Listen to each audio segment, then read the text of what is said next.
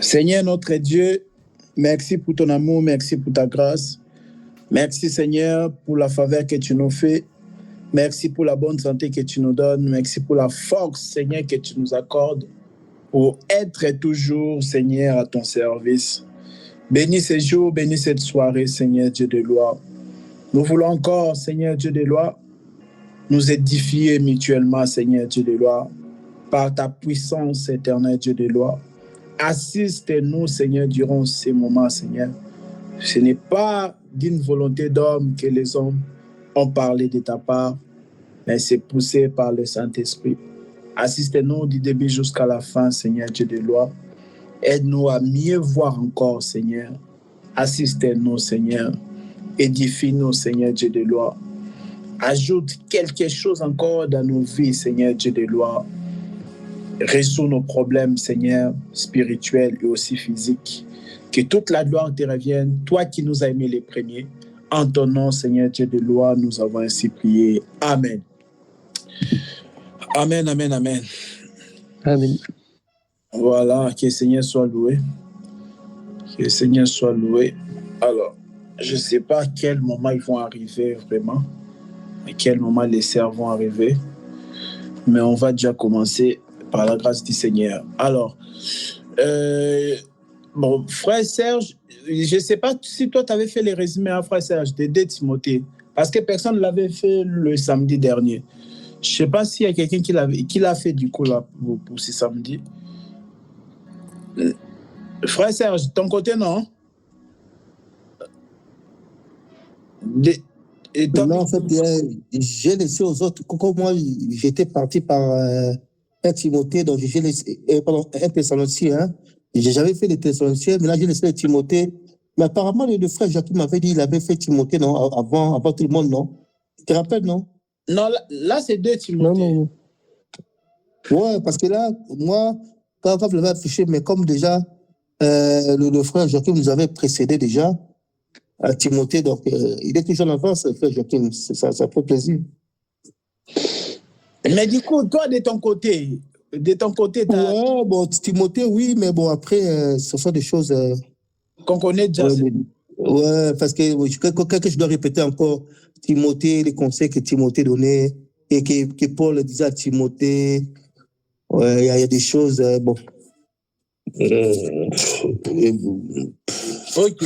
Sinon, je ferai que la répétition des Écritures, hein, parce qu'il y a souvent des choses, bon, à part les conseils à Timothée, l'encouragement que Paul disait à Timothée, pour moi, la doctrine Timothée, aussi, c'est un livre. Hein. Je ne sais pas si vous m'entendez. Hein. Oui, très bien, très bien. Alors, donc pour moi, Timothée, c'est un livre d'encouragement, quoi. Pour moi, hein, en fait, en bref. C'est pour ça que je dis que je ne vais pas détailler parce que en lisant Timothée, c'est juste, donc, comment on appelle ça? Donc, c'est juste l'encouragement que Paul disait à Timothée. Il reconnaît son ministère et puis il encourageait, quoi. Il le motivait, il exhortait Timothée. Donc, il y a beaucoup plus par rapport à ça. Ça, moi, j'aimerais que les gens lisent plus Timothée. Après, le dire comme ça, bon, peut-être avec l'exemple des autres, on sauterait d'autres trucs. Pour moi, Timothée, c'est vraiment l'encouragement de l'apôtre Paul par rapport à la mission que Timothée avait, quoi. Timothée avait à faire. Ok, d'accord, merci frère Serge. Oui, après, frère. C'est dans 2 Timothée qui dit qu'il y a des gens qui disent que la résurrection est déjà arrivée et qu'il faut fermer la bouche à ces gens-là. Après, je crois qu'il donne beaucoup de doctrines aussi concernant ceux qui a établi en tant que ministre. C'est dans ce livre. Bon, après, le reste, voilà. De souvenirs, c'est beaucoup de doctrines, il me semble. Ok, d'accord. Frère Nahum, je ne sais pas s'il est des nôtres, et je ne sais pas s'il a quelque chose à ajouter par rapport à 2 Timothée. Frère Nahum, tu es là ou pas?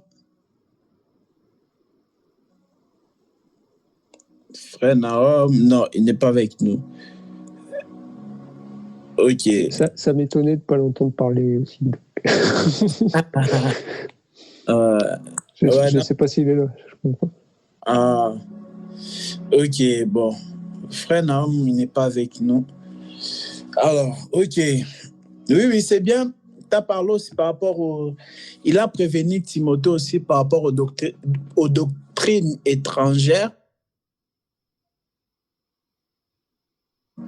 Parce que Timothée, Paul, c'était comme son père. Paul, c'était le père à la fois de Timothée. Il a trouvé avec sa mère, voilà, qu'il apprenait les choses de Dieu. Mais c'est vraiment Paul qui lui a fait entrer dans la doctrine. Qui lui a enseigné vraiment la parole. Ok. Et oui, il lui dit, fais attention. Excusez-moi, frère Roland, quand il dit qu'il a fait entrer dans le Timothée, non, quand il dit qu'il a fait entrer dans la doctrine, non, il était déjà enseigné, il avait déjà la doctrine, hein, et c'était juste pour lui rappeler, pour le motiver, parce que la parole, c'est quoi? Quand vous prêchez, ah là, excusez-moi, parce qu'il plaît là, je devais aller.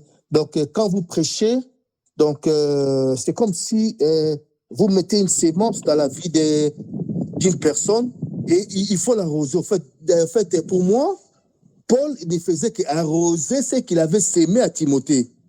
Donc, dire que... C'est pas que tu ne m'as pas entendu, en fait. Je disais ceci, hein. Moi, je disais ceci. Je dis pas par rapport à Timothée, mais je dis que avant les rencontres, tu vois, avant la rencontre des tu parlais avant, d'accord. Voilà. Donc, Timothée, il apprenait un peu les choses de Dieu avec sa mère, mais c'était différent vraiment lorsqu'il a rencontré Paul, tu vois.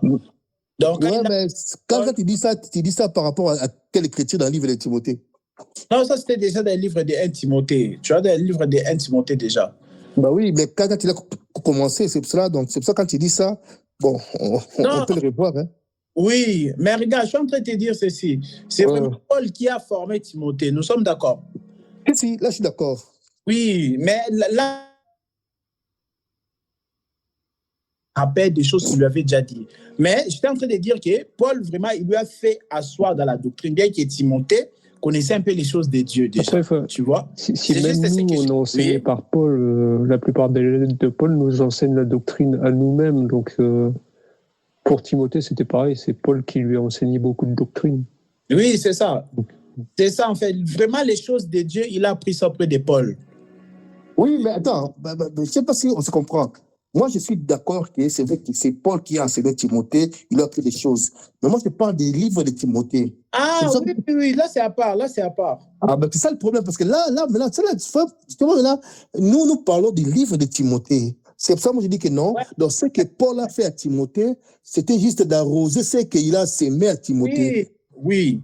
Donc, du coup, maintenant, avant qu'il puisse s'aimer, justement... Ah, ça, c'est normal. Mais nous parlons du livre de Timothée. Oui, revenons vraiment au livre de Timothée. Oui, voilà. Donc, c'est ça. Dans la vie, c'est ça. Dans la vie, bon, c'est vrai que le Seigneur nous conduit vers les personnes qui vont vraiment nous montrer clairement les choses. Bon, après, il ne faut pas faire de ces gens-là des idoles. Ça, c'est très dangereux. Moi, je me rappelle, j'étais encore très jeune. J'étais à l'église des réveils, là. On nous a... En fait, c'était chaque samedi. On venait chaque samedi pour les affermissements. C'était genre comment? C'était genre de 14h à 16h. C'était ça. Et maintenant, l'homme là qui nous apprenait, il nous donnait des affermissements, tout ça. Et les bases, c'est qu'ils essaieraient être des bases bibliques vraiment. Donc, il nous apprenait tout ça. Après, à un moment donné, il a dit non, il faut que je vous laisse entre les mains de quelqu'un d'autre, hein, parce que au risque que je bénisse votre idole. Ah, ça m'a toujours étonné. Non, je ne dois pas trop m'attacher à vous. En fait, nous avons fait quelques mois seulement des cours, des enseignements. Après, on a lâché. Il a dit non, je dois vous laisser entre les mains de quelqu'un d'autre parce que je ne veux pas que vous soyez trop attachés à moi. C'est vrai qu'on peut être attaché à lui, quoi. Ah. C'est vrai que c'est un peu comme un bébé, il a encore besoin de sa mère. Mais la mère dit non, c'est bon. C'est juste ça dans les choses de Dieu. Il ne faut pas devenir idolâtre de ton pasteur. C'est très dangereux. C'est très, très dangereux. Mais il y a aussi des pasteurs qui aiment ça quand même. Il y a les pasteurs qui aiment ça quand tu cites leur nom. Ouais, voilà, moi je suis la brebis de tel. Et ils aiment ça. C'est triste, hein? Ça, c'est une grande responsabilité. Prendre la brebis du Seigneur et dire que c'est brebis, c'est porc. C'est triste, hein? C'est vraiment un fardeau. Shalom, ma sœur Pélagie, ça va? On vient à peine de commencer. Shalom. Sœur Pélagie, ton micro est fermé, oui. Shalom, shalom, oh, shalom. On était dans une autre réunion, on vient de finir. Ah, ok. Ah, Que le Seigneur soit loué pour ta disponibilité. Voilà, on vient à peine de commencer là. On est en train de tourner par rapport au livre de Timothée. Et aussi, Paul aussi étant père, il prévient son fils Timothée, il dit, parce que là, Paul il était en prison et il lui envoie la lettre, c'est ça. Il lui envoie la lettre à Timothée. Après, il lui dit aussi, fais attention à Alexandre, le forgeron, qui m'a fait beaucoup de mal, mais Dieu lui rendra tout ça. Donc, Alexandre le forgeron, c'est un homme qui a beaucoup combattu aussi Paul. Et Paul lui dit, shalom, ma sœur Francine, ça va? Shalom. On est en train de tourner sur les livres de Timothée, là. On est en train de... Vraiment, mes frères, désolé, on a eu une réunion de maintenant. Et vous savez, quand les femmes on a eu une réunion de 17. Normalement, je ne réponds jamais ce mordant. Pardon, vraiment. Et D'accord, merci, ma sœur Francine. Voilà. Donc, pour finir, je disais qu'il lui a prévenu contre les doctrines étrangères. Il lui a dit, fais attention à ceux qui prêchent que la résurrection est déjà là. C'est très dangereux. Quand on prêche que la résurrection est déjà là. Et aussi, il a dit, fais attention aux gens qui m'ont fait du mal. Il lui a quand même prévenu. Paul, il était blessé. Hein? Il était vraiment en prison, il était blessé. Il a dit à cause de l'évangile de Christ. Parce que lorsqu'il écrit maintenant les livres de Timothée, on explique que la raison pour laquelle il était en prison pour cette fois-là, c'était à cause d'Alexandre. Alexandre le forgeron. Lui, c'est un homme qui contestait l'évangile de Paul. Lui, c'est vraiment quelqu'un qui a fait beaucoup de mal à Paul. Et Paul, il prévient à Timothée, il dit, fais attention à celui-là. En fait, ça m'a rappelé un peu comme David à Salomon. Quand il voulait partir, il a dit, fais attention à tel, fais attention à Shimei, fais attention à tel. Donc voilà, c'est vraiment, je trouve ça, c'est aussi instructif. Hein. Franchement, moi je le lis. Hein. Je le lis de Timothée aussi. Franchement, à la fois, ça communique un peu la tristesse, mais à la fois, bon, ça te montre aussi les vrais visages de la vie. C'est ça, la vie. Voilà, Paul a été en prison de nombreuses fois. Voilà. Oui, frère Joachim. D'ailleurs, à ce propos, je voulais juste témoigner, un peu exhorter, parce qu'au travail, c'est un peu la même chose. Et qu'on est entouré de gens qui n'ont pas l'esprit de Christ, j'ai remarqué, des fois, il y a des gens qui peuvent paraître sympathiques avec toi, avec qui tu discutes. Mais en réalité, on apprend plus tard qu'ils prennent tes paroles, ils les détournent, puis ils montent tout un truc. Donc voilà, il faut vraiment faire attention à tous ceux qui n'ont pas l'esprit de Christ. Comme dit l'Écriture, malheur à l'homme qui s'appuie sur l'homme. Oui. C'est pour ça. Moi, j'évite maintenant je suis assez prudent, j'évite de dire trop de choses. Je suis assez prudent dans toutes mes paroles, car je sais que ça m'est déjà arrivé qu'on prenne de mes paroles, qu'on me dise des trucs que j'ai pas dit, puis après il y a des gens qui me disent plus bonjour alors que j'ai rien fait. Donc voilà. Ouais, ça fait mal, tu vois, ça fait mal. Ouais. Comme au travail, ça arrive assez régulièrement. Maintenant, je fais très attention. Quand je sais que je suis pas avec des frères et sœurs partout, que ce soit au travail ou autre part, voilà. Ah, c'est ce monde, hein. Ce monde est sans pitié, vraiment, sans pitié. Ah, c'est ça. Mais bon, la parole de Dieu, comme étant la lumière, nous aide toujours à mieux voir malgré les persécutions. Bon, justement, hein, c'est là où je voulais ajouter un mot par rapport à votre débat là. Bon, là, c'est vrai qu'on n'aura pas vraiment l'état de continuer les débats là, mais je voulais ajouter quand même quelque chose. Bon, peut-être on reviendra vers la fin du coup. Shalom, maman Martial. Maman Martial, shalom. Bonsoir, frère Roland. Bonsoir à tous. Voilà.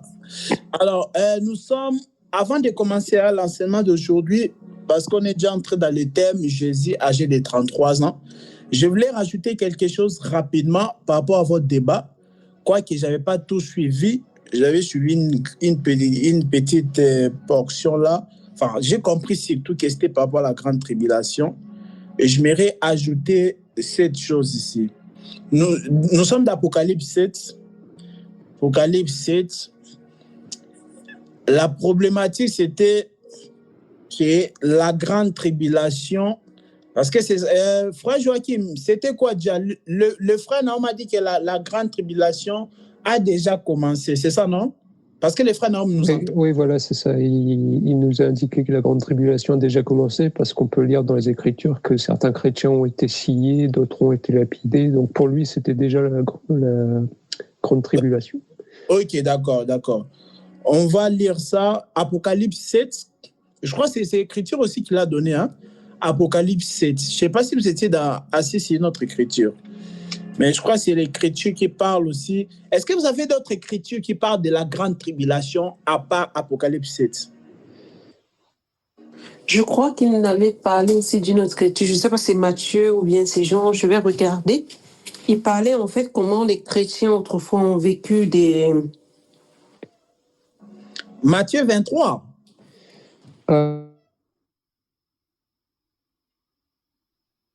Oui, c'est le poste quand on lui pose la question quand est-ce qu'Israël sera rétabli, et il dit il ne restera pas pierre sur pierre, et il déroule tout le scénario qui va arriver en fait. Non, mais est-ce que le passage qu'il a évoqué de Matthieu... Oui, vas-y, continue. Je sais pas... Ah non, c'est bon? Non, je vais regarder, je te dis quoi. Ok, bon. En tout cas, on a une écriture aussi qui parle clairement de la grande tribulation. Nous sommes dans Matthieu chapitre 7. Je lis rapidement, je vais sauter. Après cela, je vis 4 anges. Le verset qui nous intéresse, vraiment, il faut souligner verset 9. Après, voilà, on va arriver. Apocalypse chapitre 7, je lis au nom de Jésus-Christ.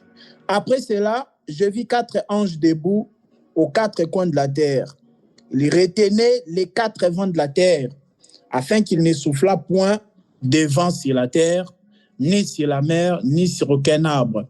Et je vis un autre ange qui montait du côté du soleil levant et qui tenait le sceau du Dieu vivant.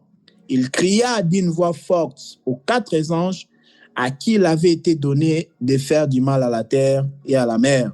Et il dit, ne faites point de mal à la terre, ni à la mer, ni aux arbres, jusqu'à ce que nous ayons marqué du sceau le front des serviteurs de Dieu. Verset 4. J'entendis le nombre de ceux qui avaient été marqués du sceau. 144 000. 144 000. Ça, il faut souligner ça. Donc ça, ils les ont comptés carrément. On a compté. On a dit 144 000, le nombre de ceux qui ont été marqués du sceau. Voilà, le sceau de Dieu. De tous les tribus des fils d'Israël, dont les 144 000 là, ils font partie de tous les tribus des fils d'Israël. Donc, il y avait 12 tribus d'Israël, et dans chaque tribu, il y avait 12 000. C'est ce qu'on cite là maintenant. Maintenant, on cite 12 000 pour Ruben, de la tribu de Gad, 12 000, 12 000, 12 000, 12 000. On saute le verset 9. Donc, retenez déjà, il y a 12 tribus, et puis dans chaque tribu, il y a 12 000 qui ont reçu les sceaux de Dieu. C'est ce qui fait 144 000. Parce que 12 000 fois 12 000. Nous sommes d'accord, non? 12 000 fois 12 000, ça fait 144 000. C'est ça, non? Voilà. OK. Après cela, je ne sais pas si nous sommes ensemble. En tout cas, je vous demanderai d'allumer vos caméras pour ceux qui peuvent. Pour ceux qui peuvent allumer vos caméras, cela nous aide beaucoup. Maintenant, on dit quoi? Le verset 9. Après cela, j'ai regardé et voici, il y avait une grande foule que personne ne pouvait compter. À part les 144 000, Jean dit qu'il voyait une grande foule que personne ne pouvait compter. Là, c'est en dehors des 144 000. En plus, il précise bien, de toute nation, de toute tribu, de tout peuple et de toute langue. Il se tenait devant le trône et devant l'agneau, revêtus de robes blanches. Ça aussi, vous pouvez souligner, des robes blanches et des palmes dans leurs mains. Bon, on n'a pas le temps de tout détailler. Et il criait d'une voix forte en disant, le salut est à notre Dieu qui est assis sur le trône et à l'agneau. Verset 11. Et tous les anges se tenaient autour du trône et des vieillards et des 4 êtres vivants. Ils se prosternèrent sur leur face devant le trône et ils adorèrent Dieu en disant Amen. La louange, la gloire, la sagesse, l'action des grâces, l'honneur, la puissance et la force soient à notre Dieu au siècle des siècles. Amen. Verset 13. Et l'un des vieillards prit la parole et me dit, ceux qui sont revêtus de robes blanches, qui sont-ils et d'où sont-ils venus? Je lui dis, mon Seigneur, tu le sais. Et il me dit, c'est-à-dire l'un des vieillards là, il me dit, ce sont ceux qui viennent de la grande, ils viennent de la grande tribulation, ils ont lavé leurs robes et ils ont blanchi, et ils les ont blanchis dans le sang de l'agneau. Voilà, c'est pour ça, c'est pour cela qu'ils sont devant le trône de Dieu. Voilà. Bon, c'est bon. Voilà. Dans la grande tribulation, ça c'est, je vous ai demandé, non? Si vous pouvez me donner d'autres écritures où on parle de la grande tribulation à part Apocalypse. Bon, c'est lui qui trouvera, il pourra toujours me donner. Mais là, vraiment, c'est le passage où la Bible parle vraiment de la grande tribulation et on montre à qui ça concerne. La grande tribulation concerne qui? On nous montre que ce sont les martyrs. On nous montre que ce sont des gens, il dit ceux qui sont revêtus de robes blanches, il dit ce sont ceux qui viennent de la grande tribulation. Ils ont lavé les robes. Déjà, il faut qu'on comprenne le contexte. C'est pourquoi j'ai commencé. Il y a Maman Martial. Oui, je donne la parole à Maman Martial juste après. Et donc, du coup, c'est pourquoi j'ai commencé depuis le verset 1, déjà pour comprendre le contexte. Là, on est en train de montrer à Jean ce qui va arriver plus tard. Et dans ce qui va arriver plus tard, là, on lui parle des 144 000, ils vont recevoir les sceaux de Dieu. Ceux qui sont dans les groupes, ils ont vu le plan là que j'ai envoyé. Quand est-ce que le 2 juin, parce que quand on lit d'autres écritures, parce que la Bible c'est complète, Apocalypse 11, tout ça, quand on va lire d'autres écritures, on comprend bien que les 144 000 là, ils vont recevoir les sceaux de Dieu grâce à l'enseignement des 2 juin. Donc c'est comme ça, ils seront sauvés. Mais là, les 2 juin vont prêcher quoi? Ils vont prêcher toujours l'enseignement de l'agneau, l'évangile de la croix. Quoi que la Vierge sage sera déjà montée, sera déjà enlevée, mais l'enseignement de la croix sera toujours valable. L'enseignement de la croix sera toujours valable. Et ils vont prêcher cela. Du coup, ils vont recevoir le sceau de Dieu, le marque de Dieu. Parce que quand tu crois à l'œuvre de la croix, c'est le sceau de Dieu. Tu es marqué. Donc, tu as les marques de Dieu. Parce que tu crois à l'œuvre de la croix. Donc, tu crois qu'il y a... Donc, c'est Dieu qui sauve à 100%. Accepter l'œuvre de la croix, c'est croire qu'il n'y a aucune de tes œuvres qui ont participé à ton salut. Pour que tu sois sauvé, il n'y a eu même pas 1% de tes œuvres qui ont contribué. Voilà. Donc, c'est comme ça, ils seront sauvés. Là, vraiment, j'ai commencé au début pour voir le contexte. Donc, c'est en ce moment-là, déjà, l'Église n'est pas là. Donc, maintenant, après qu'ils vont prêcher, ils vont recevoir les sceaux de Dieu, les 144 000. Et après cela, maintenant, la Bible nous montre qu'il y aura les martyrs, tous ceux qui ont été persécutés. Ils vont maintenant ressusciter après pour régner. Mais qui ont été persécutés, c'était qui la Vierge folle. Les martyrs, c'était qui la Vierge folle qui avait raté l'enlèvement. Il y avait aussi après, en tout cas, en grande quantité, c'était la Vierge folle. À part les 144 000, il y a la Vierge folle, sans parler des rescapés, sans parler du reste d'Israël qui seront aussi sauvés quand le Seigneur lui-même viendra. Parce qu'il y a les 2 juin qui vont venir. Bon, ceux qui ont les calendriers, ils comprennent que j'avais envoyé dans les groupes. N'hésitez pas à me demander pour ceux qui ne l'ont pas. Il y a d'abord l'enlèvement. Après l'enlèvement, il y a les 2 juin qui travaillent pendant 3 ans et demi. Après ce ministère-là de 3 ans et demi, il y a maintenant le règne de l'Antéchrist. L'Antéchrist sera déjà là au moment où les 2 juin seront là. Sauf que vraiment, son ministère ne va pas atteindre, va pas arriver à son apogée. Il va vraiment bien régner, il aura vraiment son succès après les 3 ans et demi du ministère de Dézoin. Et c'est comme ça maintenant, il va exercer pendant son règne-là de 3 ans et demi, c'est-à-dire après les 3 ans et demi de Dézoin, il y a les 3 ans et demi aussi du ministère de l'Antéchrist. C'est là où ça se situe le silence de demi-heure, d'une demi-heure au ciel. Et en ce moment-là, il y aura la grande tribulation sur la terre. Silence d'une demi-heure, pourquoi? Au ciel, parce que l'amour ne descend plus. Oui, c'est Francine, tu vas parler. L'amour ne descend plus. Parce que pour que l'adoration monte, il faut que l'amour descende. Tellement que l'amour ne va plus descendre au temps de l'Antéchrist, parce que les deux, ils ont déjà prêché. Et en ce moment-là, c'est l'Antéchrist qui travaille. Il n'y a plus des évangélistes et des serviteurs de Dieu qui travaillent. C'est l'Antéchrist, vraiment, il est à son apogée, vraiment. Il est bien dans son succès-là. Et c'est lui qui domine. Donc, l'amour ne descend pas. Quand l'amour ne descend pas, l'adoration ne monte pas aussi. Parce que ce que j'aime dire, quand l'amour descend, c'est ça la grâce. Et quand l'amour, ça monte, c'est ça l'adoration. Or, pour que l'amour puisse monter, il faut d'abord que ça descende. Donc, comme en ce moment-là, il n'y aura pas, voilà, Dieu l'a jugé bon de laisser ce talent à l'Antéchrist. Donc, c'est comme ça. L'Antéchrist, il va vraiment bien faire son ministère, tout ça. Et il n'y aura pas l'adoration. Parce que, rappelez-vous, toujours d'Apocalypse, quand il dit quoi, Jean, il dit quoi? Le parfait, là, ce sont des prières des saints. Je ne sais pas si vous vous rappelez. Les parfums, ce sont les prières des saints. C'est-à-dire que les prières des saints ne vont plus monter. Il y aura un silence vraiment dans le ciel, d'environ une demi-heure. Et une demi-heure, c'est ça, 3 et demi. Bon, il y a beaucoup d'écritures, hein, mais comme ce n'est pas notre terme, on est juste en train de passer. Et c'est comme ça, il y aura la grande tribulation.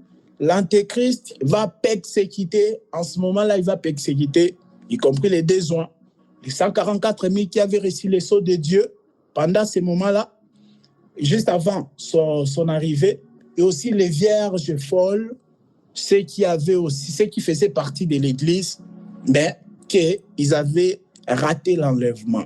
Donc voilà, il va donc le persécuter, il va les tuer. Il va les tuer, mais quand Jésus viendra pour la bataille d'Armageddon, tout ça là, ça fait partie de ce qu'on va voir. Quand Jésus lui-même va venir, et c'est comme ça maintenant, il va les ressusciter. Il va venger tous ces gens-là, tous ces martyrs-là. Et c'est comme ça maintenant, après la bataille d'Armageddon, ça sera les milléniaux. Mais bon, ça fait partie de notre programme. On verra ça calmement, mais simplement pour dire que lorsque Jésus-Christ vient, il va venir aussi pour venger les martyrs de la grande tribulation. La grande tribulation, c'est, comprenez ça comme la tempête quand Jésus dort dans la barque. Jésus, il est là, mais silencieux. Donc, ils sont agités. La tempête est en train de secouer les disciples dans la barque, mais Jésus dort. C'est ça la grande tribulation. C'est ça la grande tribulation. Et vous allez voir que la Bible dit quoi? Dans 2 Thessaloniciens, que Dieu va calmer l'Antéchrist par le souffle de sa bouche. C'est ce qu'il est écrit dans 2 Thessaloniciens. Par rapport à l'Antéchrist, quand il va régner, après Dieu va lui calmer. La Bible dit par le souffle de sa bouche. Or, les jours là aussi, dans la barque, Jésus avait calmé la tempête, cette violente tempête-là, par sa bouche aussi, par le souffle de sa bouche. Bon, voilà. La grande tribulation, c'est le moment où l'Antéchrist va persécuter comme jamais. Il va persécuter comme jamais ceux qui avaient reçu les sceaux de Dieu. Mais maintenant, est-ce qu'il est déjà arrivé avant que les enfants de Dieu soient persécutés? Oui, il est déjà arrivé. Mais sauf que la Bible n'appelle pas ça la grande tribulation. On peut dire aussi qu'ils ont vécu la grande tribulation, entre guillemets, mais ce n'était pas la période de la grande tribulation. Selon Dieu, il a réservé un temps, une période précise vraiment, où il appelle ça la grande tribulation. où ceux qui ont reçu le sceau de Dieu seront frappés comme jamais. Excepté la Vierge sage, hein? La Vierge sage est déjà montée. Mais les restes de ceux qui ont reçu le sceau de Dieu, ils seront persécutés comme jamais. Une détresse qu'on n'a jamais eue, une souffrance qu'on n'a jamais vue. Ils seront vraiment persécutés.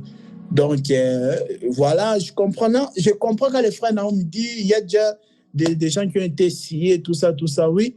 C'est un peu comme la grâce, non? La Bible dit quoi? Noé trouva grâce aux yeux de l'Éternel.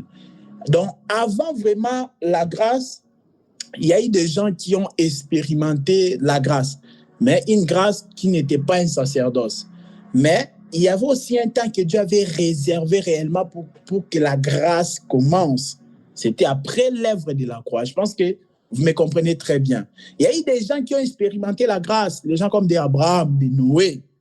Mais ce n'était pas vraiment la grâce comme période, comme temps. Donc la grâce a commencé après l'œuvre de la croix. Et de même aussi, on peut aussi dire, il y a des enfants de Dieu qui ont expérimenté, ils ont vécu tellement de souffrances qu'on peut placer ça comme étant la grande tribulation. Oui, ils ont vécu vraiment des souffrances, mais la grande tribulation, c'est vraiment une période où Dieu a réservé ça à part. Par rapport à cette écriture, la Bible nous montre clairement là où ça se trouve, la grande tribulation. Apocalypse chapitre 7, c'est verset 13 à 14. Bon, voilà, on a notre thème d'aujourd'hui. Maman Martial, après je vais laisser la parole aussi à sœur Francine. Et puis voilà. Maman Martial est toujours là ou pas? Oui, je suis là. Oui. Je suis là. Allô? On t'écoute, Maman Martial. Vous avez levé la main. Oui. Ce que tu as expliqué, j'ai bien entendu et j'ai bien compris. Seulement, je voudrais aussi je ne sais pas si c'est tu ou si c'est nous essayons de voir un peu un arbre fruitier. Un arbre fruitier, il a sa première saison où on compte les mangues. Enfin, je prendrai un manguier, on compte les mangues qui sont bien mûres, mais on atteint la grande saison où les mangues tombent de partout, où on choisit même les mangues que nous voulons retenir et nous jetons le reste. Ce n'est pas parce que ces restes-là ne sont pas des bonnes mangues, mais à nos yeux, elles ne sont pas plus excellentes. Moi, j'ai remarqué en disant que l'Éternel dit excellent, plus excellent, noble, plus noble. Il parle du sentiment noble, il parle du sentiment plus noble. Excellent, plus excellent. Bien. Je suis allé dans Matthieu 24. Matthieu 24, et nous voyons ceci. Voici ce que les disciples ont posé comme question. Ils s'assirent sur le mont des Oliviers. Les disciples vinrent en privé lui poser cette question. Dis-nous, quand cela arrivera-t-il? Et quel sera le signe de ton retour et de la fin du monde? Maintenant, nous allons voir qu'au verset 14, il dit, cette bonne nouvelle du royaume sera proclamée dans le monde entier pour servir de témoignage à toutes les nations. Alors viendra la fin. Le Seigneur n'a pas situé comme toi. Il a pris le début. Tu as parlé de la grâce. Ceux qui ont fait des expériences de la grâce, c'est la grâce. Et la grâce qui coule aujourd'hui en abondance n'est pas plus excellente que la grâce qu'ils ont eue. C'est la même grâce. Parce que si nous disons qu'aujourd'hui nous avons une grâce plus excellente, je dirais non. Là-dessus, je dirais tout de suite non, parce que même les Saintes Écritures sont avec moi que ce n'est pas une grâce bien plus excellente. Non, c'est la grâce, sauf qu'elle coule maintenant à flot et elle est abondante. Tout comme le Saint-Esprit, on voyait qu'il y avait le roi, il y avait les sacrificateurs et les prophètes. Voilà ceux qui recevaient. Par la corne, ils recevaient l'huile, l'onction. On dit, ils avaient le Saint-Esprit. Mais c'est le même Saint-Esprit qui agit aujourd'hui. Ce n'est pas un Saint-Esprit sous-développé là-bas ou moins excellent là-bas. Et maintenant, le Saint-Esprit qui aujourd'hui, il est excellent. Mais sauf qu'on voit que le Saint-Esprit aujourd'hui abonde. D'après ce qu'il a dit, je ne sais pas si ça a dit que non, vos filles et vos fils auront des songes, ils auront ceci, ils auront cela. Donc, l'Esprit se repose sur chaque élu. Donc, est-ce que, parce que nous sommes dans un chemin où il y a d'abord une phase latente, après une phase d'abondance, après une phase latente, est-ce qu'on va simplement prendre le pic pour dire que c'est ça la grande tribulation et laisser les deux autres phases? Moi, je ne crois pas. Et on continue. C'est pourquoi lorsque vous verrez l'abomination, là où vous verrez l'abominable dévastation dont a parlé le prophète Daniel, établi dans le lieu saint, nous le voyons aujourd'hui. C'est établi dans le lieu saint. Avant même aujourd'hui, il y avait déjà, avant nous, établi dans le lieu saint. D'après vous, on a tué Étienne où? On a tué Étienne où? OK. Que celui qui lit fasse attention. Nous descendons au verset 21. Il dit, car alors la détresse sera si grande qu'il n'y en a pas eu de pareil depuis le commencement du monde jusqu'à présent et qu'il n'y en aura jamais plus. Et si ces jours n'étaient abrégés, personne ne serait sauvé. Mais à cause de ceux qui ont été choisis, ces jours seront abrégés. Lorsque moi je lis ces versets, la grande tribulation, elle a commencé depuis.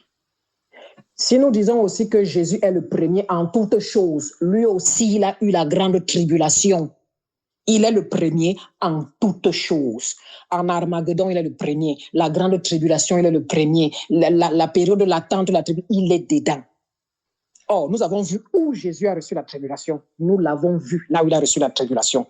Les souffrances de Jésus, on dit bien, aucun homme ne peut recevoir cette souffrance-là sur la terre et vivre. Qu'on te donne les coups de fouet des Romains, différents des coups de fouet des Juifs, des fouets qui t'arrachent la chair. Ça arrache la chair. J'ai vu une simulation de leurs coups, les coups de fouet des Romains. Mais c'est inhumain. Aucun être humain ne peut supporter ça. Peut-être mourrait-on pour un homme de juste. On pose même encore la question. Jésus lui-même a vécu la grande tribulation. Lui-même, il est dedans. Il a vécu la grande tribulation. Il n'y a pas une grande tribulation qui sera hors de ce que Jésus a eu. Il est le premier en tout, c'est ce qui est écrit. Donc, moi, quand je lis la Bible et quand je prends ce que le frère Joachim a dit et les autres par rapport à ce que des choses sont sorties et tout, et par rapport à une portion de ce que tu as aussi dit, la grande tribulation a commencé bien avant. En Inde, il y a des gens qu'on immole par le feu. Je dis qu'ils sont vivants, ils parlent là, on verse le truc et on allume. Est-ce que pour toi, ça ne fait pas partie de la grande tribulation? Ça fait partie de la grande tribulation. Et il y a ceux pendant le temps romain qu'on a jetés dans les arènes et on a libéré les lions affamés. Les lions les ont déchirés. Dis-moi, pendant la grande tribulation, il y aura quoi qui dépassera ça? Les fouets qui arrachent la chair, les lions qui dévorent les autres, l'immolation par le feu, la décapitation, comme je vois aujourd'hui dans le Moyen-Orient, on décapite les chrétiens sans se gêner. Ceux qui ont amené même la révolution en disant que non, on est sauvé par la grâce. Ils sont morts. Quand on a fait leur procès, on a déterré leurs os, on a brûlé, on a enterré, on a enchaîné la tombe. Donc, nous voyons que... D'accord, Martial. Oui. Voilà. D'accord. Bon, en gros, oui, on a compris Maman Martial. Maman Martial a dit oui, la grande tribulation a déjà commencé. Bon, je ne sais pas. Bon, là, je ne parle pas à Maman Martial, je parle d'autres bien-aimés. Je ne sais pas si vous avez bien suivi ce que j'ai dit. J'ai dit, il y a des gens, ils ont vécu des persécutions. On peut considérer ça comme étant la grande tribulation. Mais sauf que, selon Dieu, il y a vraiment une période. Moi, la différence avec Maman Martial, c'est que je suis d'accord aussi avec Maman Martial que ce que les autres ont vécu avant, on peut considérer ça comme étant une grande tribulation pour eux.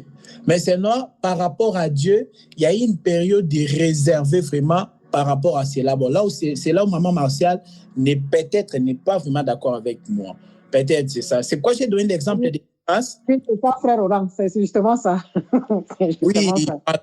C'est pourquoi j'avais donné l'exemple de la grâce. La grâce était sélective à l'époque. La Bible dit Noé trouva grâce auprès du Seigneur. Dans la grâce, il y a des gens qui ont connu la grâce.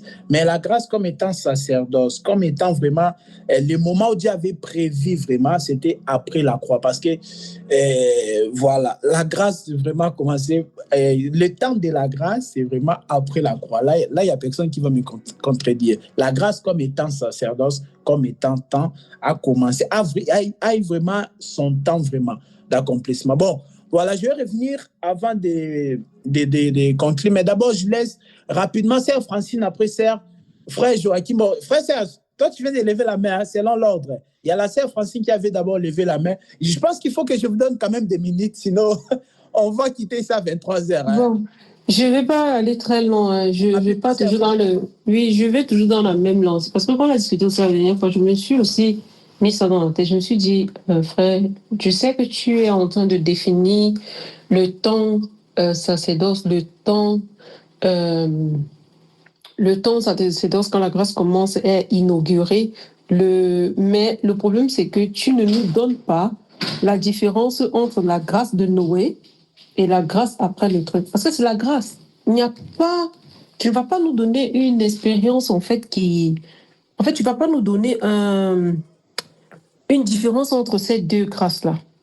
Donc, ça signifie que c'est vrai, les choses, nous comprenons, nous savons que les choses vont être encore très, très difficiles pendant ce temps-là que tu es en train de sélectionner. Très, très difficile, mais il ne faut pas qu'on oublie qu'il y a des personnes qui vivent la tribulation là. Je vous assure.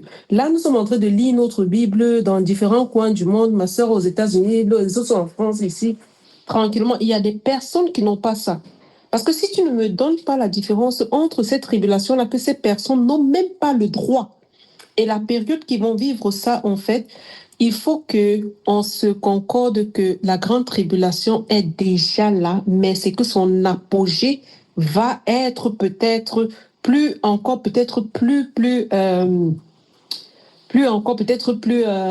tellement accentué à ce moment-là.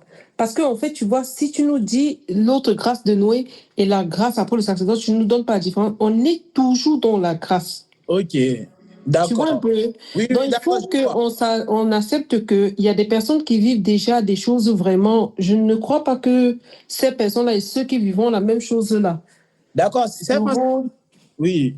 Oui. Oui, d'accord, c'est ce que je voulais dire pour moi. D'accord, j'ai compris. Ah, d'accord. Mais en fait, je vais te donner la réponse quand j'ai parlé. J'ai dit qu'avant, la grâce était sélective. Mais alors qu'aujourd'hui, c'est vraiment disponible. La différence, c'est quoi? C'est qu'au temps de Noé, ce n'est pas tout le monde qui avait reçu la grâce. Oui, Noé avait vraiment reçu la grâce de Dieu. C'est même, d'ailleurs, pour la première fois que le mot grâce est apparu dans la Bible. La Bible a dit Noé trouva grâce auprès du Seigneur. Avant ça, il n'y avait pas encore le mot grâce. Donc, c'est vraiment avec Noé. Noé trouva grâce aussi de l'Éternel. Mais cette grâce-là était sélective. Ce n'était pas disponible aussi pour les géants. Les géants du temps de Noé n'avaient pas trouvé grâce. Donc, la différence, c'est qu'aujourd'hui, la grâce, elle est vraiment en abondance. Elle est disponible. La grâce, elle est disponible pour quiconque croit. Hein? Rappelez-vous des Jean 3,16. Pour quiconque croit, donc voilà, soit sauvé. Mais là-bas, c'était sélectif. Tu as compris, non, ces différences, c'est français? Oui. Oui. Maman Marcel dit même aujourd'hui aussi, la grâce, elle est sélective. Bon, je pense que, Maman Marcel, vous avez compris, non, quand même, ce que je suis en train de dire. Donc, par rapport à Noé là-bas, ce n'était pas la même chose qu'ici. Dieu n'avait pas déversé la grâce pour que quiconque croit soit sauvé des délices. Non, ce n'était pas ça. Bon, sinon, on va encore creuser. Oui, frère Serge, j'arrive à toi. Donc, voilà. Non, en fait, ce que j'aimerais qu'on puisse faire, pourquoi on ne commence pas par l'enseignement, après, vers la fin, on peut faire des partages comme ça, tu vois, quoi, ça sera mieux, quoi, parce que là, l'heure avance, c'est ça, quoi. Donc, pour moi, il faut plutôt commencer par l'enseignement, après, on peut revenir par des questions comme ça, de faire des partages. Et puis, ce que je pourrais rajouter aussi, j'ai écouté ma sœur Marcel, tout ça, mais vous savez, nous sommes basés par rapport aux Écritures. Si tu dis des choses qui sont hors Écriture, moi, ça me gêne un peu, quoi, parce que vous dites des choses, mais la Bible dit le contraire. Mais par rapport à d'autres, à quelques expériences que vous voulez mettre que vraiment il y a eu la tribulation, mais non, parce que la Bible ne dit pas ça, parce que tant que nous sommes encore là, tant que la grâce n'est pas encore finie, comment on peut avoir tout ça? C'est comme des signes, comme on dit. L'antéchrist n'est pas là, mais l'esprit de l'antéchrist est là. On voit des signes, mais il ne se manifeste pas, mais les signes, on les voit. C'est pareil avec la tribulation. On voit des mouvements, mais ce n'est pas vraiment la vraie tribulation. La grâce. C'est pas vraiment la véritable grande tribulation, quoi. Ça se fera dès que, tant que les enfants de Dieu partiront, quoi. Et tant qu'on sommes encore là, on peut pas l'appeler vraiment, c'est ça, quoi. Juste par rapport à ça. Merci, frère Serge, pour ton intervention. Maman Marcel doit vraiment réagir là. Bon, Maman Marcel, quelques secondes, hein, pardon. Je dois laisser aussi la parole au frère Joachim, m'avait laissé lever la main depuis tout à l'heure. Après, oui, je voulais dire, donc, dans la prophétie, que le lieu saint, aujourd'hui, ce n'est plus la Jérusalem terrestre, c'est la Jérusalem céleste. Le lieu saint, c'est là où les prêtres viennent. C'est aussi considéré aujourd'hui comme le lieu de l'enseignement, parce que c'est là où se trouve le pain. Quand il est dit que des gens, des troupes se présenteront sur son ordre pour souiller le sanctuaire dans la prophétie, c'est-à-dire qu'au niveau de l'enseignement, tout sera dévasté. Ce sera la fin de la grâce. La fin, les 144 000 auront été marqués par l'enseignement des 2 prophètes. Et l'arrivée de ces troupes-là qui souilleront le sanctuaire marque la fin de l'enseignement véritable. C'est pourquoi il est dit aussi que personne ne pourra acheter ni vendre sans avoir la marque de la bête. Parce que acheter, c'est accepter la parole, l'enseignement. Et vendre, c'est enseigner. Donc, personne ne pourra acheter ni vendre, c'est-à-dire personne ne pourra enseigner ni accepter la parole si ce n'est celle de l'Antéchrist. La véritable grande tribulation, c'est donc que la grâce a disparu, qu'au niveau spirituel, c'est la dévastation. Voilà. C'est pas seulement la dévastation corporelle, c'est la dévastation spirituelle. Oui, ok, d'accord.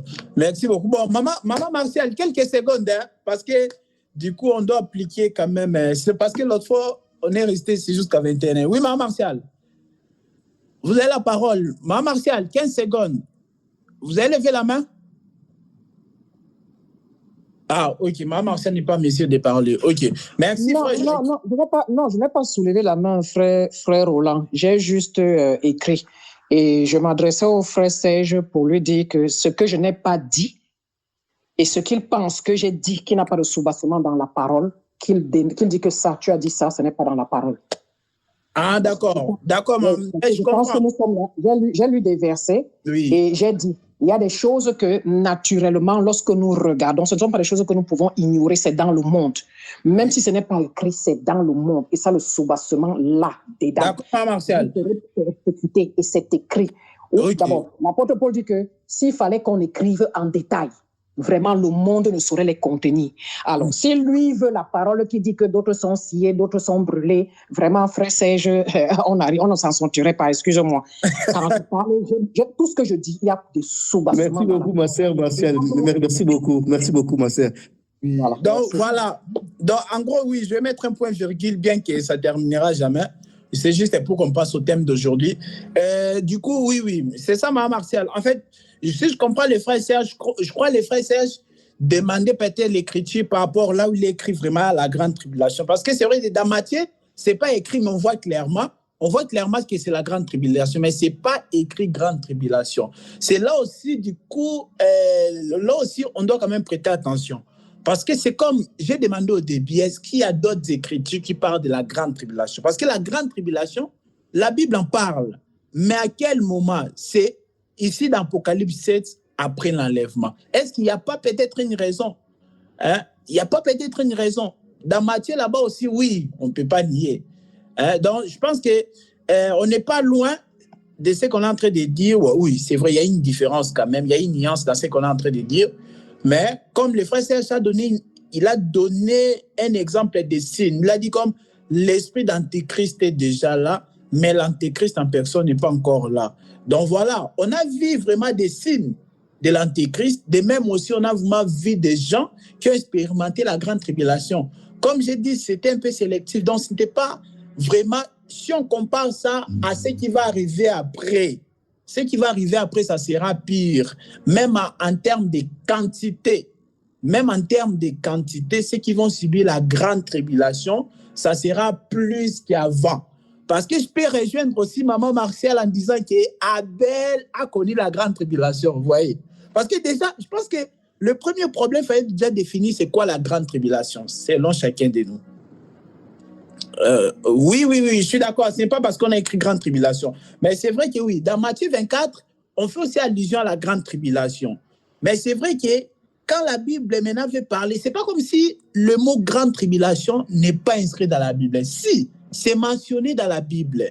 Mais c'est vrai que la Bible aussi précise vraiment à quel moment.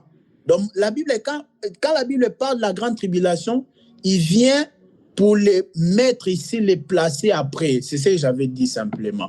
Voilà. Donc, c'est un peu ça. Bon, j'ai compris, il y a des groupes, il y en a qui disent que la grande tribulation a déjà commencé, mais il y a aussi un autre groupe qui est en train de dire que non, c'était plutôt les signes de la grande tribulation. Oui, pour eux, ils ont connu la grande tribulation. Je vous ai donné l'exemple d'Abel. Est-ce que vous serez d'accord avec moi qu'Abel, si on lui pose la question, si on lui rencontre au ciel, Abel, c'est que tu avais vécu, c'est la grande tribulation, oui ou non? Il va dire oui. Mais du coup, ce n'était pas vraiment le temps de la grande tribulation. Bien qu'il a expérimenté ça, bien que j'aime aussi l'exemple de Maman Martial qui a parlé sur Jésus-Christ. Jésus-Christ a expérimenté aussi la grande tribulation. Bon, moi, je n'aime même pas comparer l'Église avec Jésus. Hein? Il ne faut pas comparer les souffrances de l'homme et les souffrances de la femme. Non. Donc, voilà. Le frère Ronan, moi, je vais te poser une question parce que là, je commence à. Parce que la façon que tu dis, c'est comme, je vois, tu t'es devenu deux fois. Le terme. Attends, le terme qu'on utilise maintenant. Donc, pour toi, si tu dis ça, donc, c'est que Paul avait dit dans le livre de Pierre que les prophètes qui ont prophétisé touchant. Donc, pour toi, tous ces prophètes-là aussi, ils étaient dans le temps de la grâce ou bien ils ont touché. Non, attends, mais c'est pour ça que c'est pour dire que non. Donc, quand tu dis que non, Abel a connu la grande tribulation, tu commences à donner certains versets bibliques, et c'était vraiment la grande tribulation que Dieu a parlé. Parce que si tu dis ça, donc c'est que le verset de 1 Pierre, quand on parle du temps de la grâce, quand les prophètes, ils avaient prophétisé, ils avaient amené l'esprit de Christ, ils attestaient. Donc, tu vois, c'était juste le goût. Avec, c'était le goût de la tribulation, de la grande tribulation, mais c'était pas vraiment la grande tribulation. C'est pour ça que moi, je veux que c'est très important au lieu de faire le deux fois, quoi. Juste avant qu'on passe à l'enseignement d'aujourd'hui, vraiment, accordez-moi quelques secondes. Bon, je pense que non, j'ai pas du tout changé de discours. Je sais pas si les frères Joachim, ça va, tu me suis bien aussi, non? J'ai pas du tout changé de discours. J'ai pas du tout changé de discours. C'était pour aller à la compréhension de Maman Martial. Donc, jusque-là, je dis toujours que, vraiment, selon ce que moi j'ai compris dans la Bible, la grande tribulation n'est pas encore là. Je l'ai dit clairement, la grande tribulation n'est pas encore là. Il y a un moment réservé pour ça. Mais cependant, je dis quoi? Si tu questionnes à certaines personnes, il y a certaines personnes qui ont expérimenté des souffrances, tout ça. C'est vrai que pour eux, tu vois, pour eux, c'est la grande tribulation. Ça leur a coûté la vie, tu vois. Mais cette période-là, selon Dieu, n'est pas encore arrivée. C'est ce que je suis en train de dire. Je ne sais pas si je suis clair. La grande tribulation n'est pas encore là. Mais désolé, hein, mais ce débat, si on n'avance pas, si on dit encore ça, ça signifie que la grâce de Noé, c'était pas alors la grâce, parce que la grâce n'était pas encore là. Mais c'est la grâce qu'il a vécue. Non, c'est pas ça ce que je suis en train de dire. Non, je prends un autre exemple. On revient à la même chose. C'est pour dire en fait que je pense que comme on est en train, je suis contente que le Seigneur nous a, comment on dit, donné la lumière sur ça. Continuons à chercher. Vous ne pouvez pas dire que ce que les autres personnes vivent là, ce n'est pas la grande tribulation. Hein. Nous sommes très assis ici tranquillement. Vous voulez après, le mot grande... Vous voulez, en fait, le frère Serge et toi, vous voulez le mot grande tribulation. Or, il y a des gens qui ont été brûlés vifs. Il y a des gens qui ont subi des choses qui vont se passer la même chose comme la grande tribulation. Pourquoi vous voulez établir la grande tribulation sur un moment sans voir qu'elle est avec le temps? Elle est déjà là, mais son comble va arriver un autre, peut-être ce moment-là. Après, vous confondez ce qui est spirituel et ce qui est naturel, en fait. Noé a obtenu grâce naturellement, c'est-à-dire qu'il est resté en vie à son époque. Mais est-ce qu'il avait obtenu grâce spirituellement? Pas encore. L'œuvre de la croix n'avait pas encore été effectuée. Non, frère Joachim, je ne suis même pas d'accord avec toi. Comment tu peux dire ça? Là, on s'enfonce vraiment. On s'enfonce. Là, on s'enfonce terriblement. Terriblement. C'est mieux. On n'a pas déjà pensé ça. Pardon, continuons, mais ne cherchons pas à chercher. Ne cherchons pas à changer. Tu ne peux pas dire. Noé a trouvé grâce. Il y a un livre il y a un livre qui dit toutes les fautes qui ont été laissées impuni depuis l'époque de Noé jusqu'à l'époque de je ne sais plus qui. Ouais, c'est un Pierre 4. C'est Paul qui... Un Pierre, oui. Ouais, un Pierre 4. Je te pose la question simple. Quel genre de grâce Noé a-t-elle trouvé? C'était la grâce de quoi? Tu m'expliques aussi cela par rapport à la grâce d'aujourd'hui. Ne soyons pas, moi je pense que ne soyons pas, quand nous lisons les Écritures, ne soyons pas figés en fait. Laissons le Saint-Esprit vraiment nous enseigner. C'est quelque chose qui a ouvert un débat, mais allons encore, prions encore que le Seigneur nous éclaire mieux sur ça. Ne soyons pas figés, parce qu'on nous a toujours dit que voilà, le mot là a été dit là-bas, c'est comme ça. Non, on n'est pas des fanatistes, Francine. C'est Francine, laisse les frères Joachim, tu l'as posé une question. C'est quoi la différence entre la grâce de Noé et la grâce d'aujourd'hui? Tu es en train de répondre, non, frère Joachim? La grâce de Noé, que Noé a trouvé grâce aux yeux de Dieu, mais la part qu'a eu Noé en trouvant grâce, c'est qu'il est resté en vie. Lui et les personnes qu'il a accompagnées dans le bateau. Mais est-ce qu'il était vivant spirituellement? En tout cas, il n'a pas reçu le pardon de ses fautes à ce moment-là. Amen. Amen. Ouais. Je crois que ça commence à devenir clair. Amen. C'est cette parole, moi, je dis Amen. Donc là, les frères Joachim ont encore précisé une chose très importante de la grâce de Noé aujourd'hui. La grâce d'aujourd'hui, c'est vraiment spirituel. Tu peux recevoir la grâce de Dieu, mais après, on te tamponne dehors. Tu fais un accident dehors, mais tu as reçu la grâce. Mais la grâce de Noé, c'était physiquement. Bon, ça, cette chose-là, on reviendra sur ça, c'est Francine. Mais il y a quand même, c'est très important, c'est le frère Joachim m'a dit. Et c'est Francine, tu as compris, non? Cette nuance-là. Bon, on doit avancer. On reviendra sur ça, c'est mieux. On s'accorde, avançons. Et Seigneur bénisse le frère Joachim, parce que depuis tout à l'heure, je disais que la grâce était là, donc voilà. Bon, donc, le Seigneur, voici aussi, je vais contredire ce que le frère Joachim dit, et nous allons aussi aller réfléchir sur ça. Lorsqu'on dit le déluge est venu, ça a tué les gens, sauf Noé et les 8 personnes qui étaient avec lui, on dit le Seigneur est descendu pour pouvoir parler à ceux-là qui sont morts du temps de Noé. Noé était-il mort avec ceux qui sont morts sous les eaux du déluge? Non. Alors, non, vous avez dit depuis le temps de Noé, non? Non. Allons bien lire le verset. Allons lire le verset. On place les mots là où les mots doivent être. On reviendra. Parce que quand on dit depuis le temps de Noé, je comprends depuis Noé né, c'est-à-dire les gens là, ils ont vécu à son temps. Bon, on reviendra sur ça. Aujourd'hui, on ne va pas dire vraiment dans l'enseignement, même 30 minutes, ça va. Mais du coup, quand même, pour mettre pause à ce débat ici, j'aimerais qu'on puisse lire Romains chapitre 8. Romains chapitre 8, le verset 35. Je ne sais pas si vous êtes là. On va lire ça et puis on va fermer ce débat pour aujourd'hui. Pour aujourd'hui, on va fermer ça. Romains chapitre 8. Désolé, est-ce que tout ce que nous avons dit là est enregistré?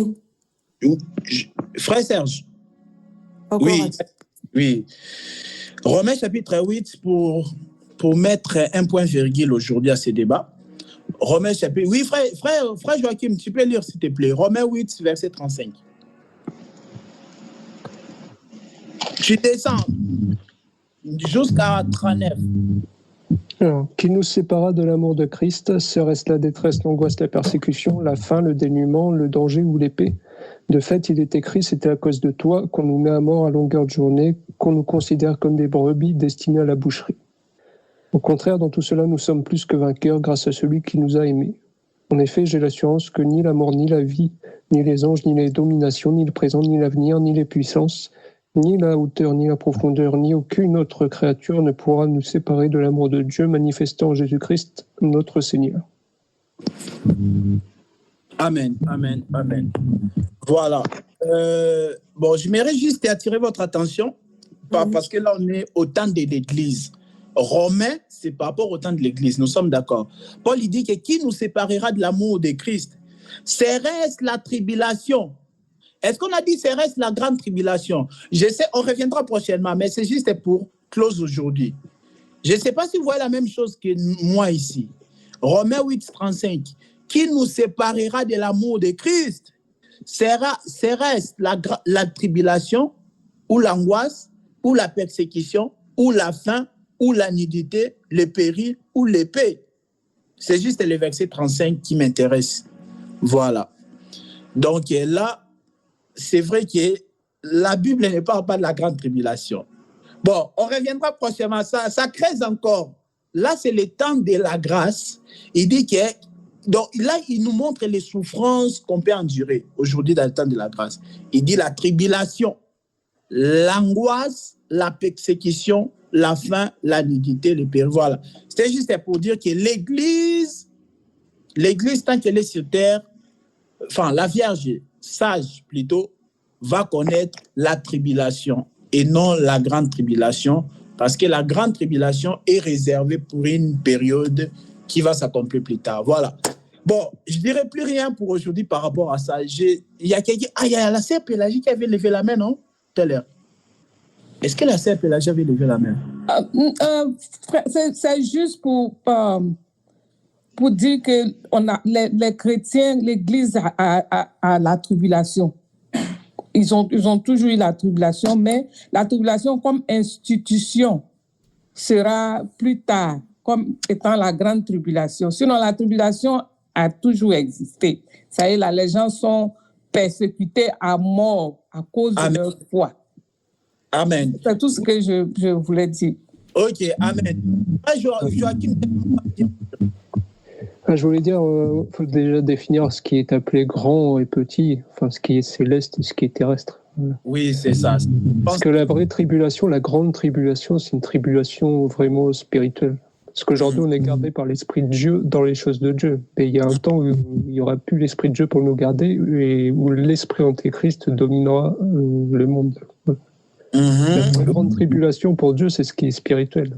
Il a dit, ne vous inquiétez pas de ceux qui tuent le corps, mais inquiétez-vous plutôt de celui qui peut tuer l'âme et le corps et le jeter dans la géhenne. Voilà comment les frères Joachim définissent la grande tribulation, ce qui n'est pas aussi une mauvaise définition en tout cas. Oui. Merci frère Joachim. Mais